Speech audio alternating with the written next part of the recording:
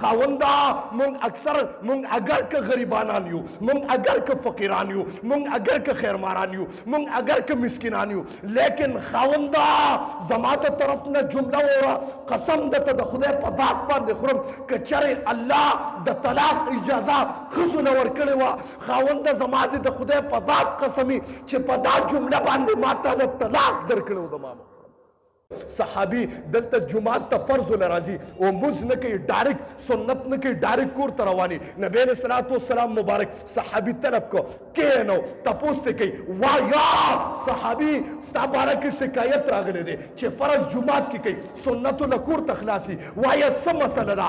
صحابي کېناسته سترګو نه اوښکې بهیږي، جاړي. زما پیغمبر आवाज ورکړ ولې جاړې؟ صحابي جاړي. نبی علیہ الصلوۃ والسلام مبارک ورته ولې جاړي؟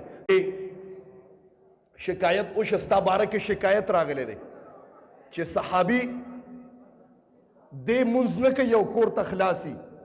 صحابي کېناستل ویې جړل زما محترمو. نبی علیہ الصلوۃ والسلام مبارک ته وجړل د الله رسوله ستا نه څه پټه ده او زه او زما د ښځې د خدای په خدای کې دا یو لنګ دی چې ما والی دی. وګوره په بدن باندې کپړه نه لرم، زما ښځه په کور کې چې ده بربنډه ده د الله رسوله د حیا د وجې نه، د کثرت حیا د وجې نه ما خپلې ښځې له په کور کې کنده ایستې ده. کله چې د مانځه وخت راشي هغه ښځه زما لنګ وباسي، زه یې کندې ته کوزه کړم، هغه لنګ زه د ځان نه توکم جومات ته راشم چې فرض وشي زه ډایرکټ کور ته منډه وام، زه وایم زما په ښځه باندې د مونځ وخت اوړي، هغه لنګ وباسم ښځه د کندې نه رابار کړم، خپله په کنده کې د کثرت حیا و د غریبۍ د وجې نه کوچ سم. د الله رسوله د موږ ډېره غریبي ده او زما ښځم ما سره په یو لنګ کې د الله رسوله زمانه تېري، ډېر فقر دی او بل چاته خو ویلی نشم د الله رسوله. دغه وجه ده نبی علیہ الصلوۃ والسلام مبارک اغم ښځه وې د ما محترمو او حیاکم. نبی علیہ السلام فرمای المرأة الصالحه، المرأة الصالحه اطلاق چې کېږي ماوی یا د انبیاو په ښځو باندې کېږي یا د صحابو په ښځو باندې کېږي. نن الله دې معافي وکړي موته د خپلې ښځې مهار نشو رانیولی. نن که وګورې په ظاهر به امیر صاحب ښکاري، په ظاهر به مولوي صاحب ښکاري، په ظاهر به تبلیغي ښکاري هلکه، لیکن که د کورنۍ معامله وګورې قسم دې زمونږ ښځې په بازارونو کې بربادې ګرځي.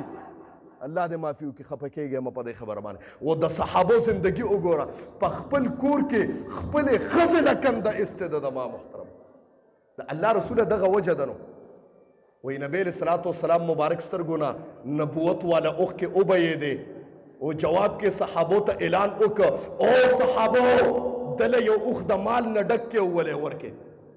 اوس جواب هم درته د ښځې ویم د ما محترمو د المرأة الصالحه اطلاق چې پچا کېږي د ښځې جواب وایي کور ته اوښې را روان کړی دی د مهار نه نوم نیولی دی بلا سامان دی پکې.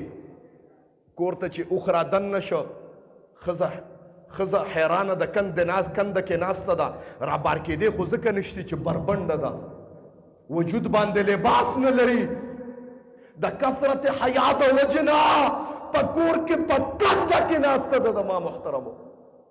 او د کندې نه سر را بره که چې ویې کتل خاوند یې اوښ راوسته کور ته او د دنیا سامان دی پې. دی چې راغې ښځه جواب کې وایي خاونده وایه دومره مال کوم ځای نه پیدا شو؟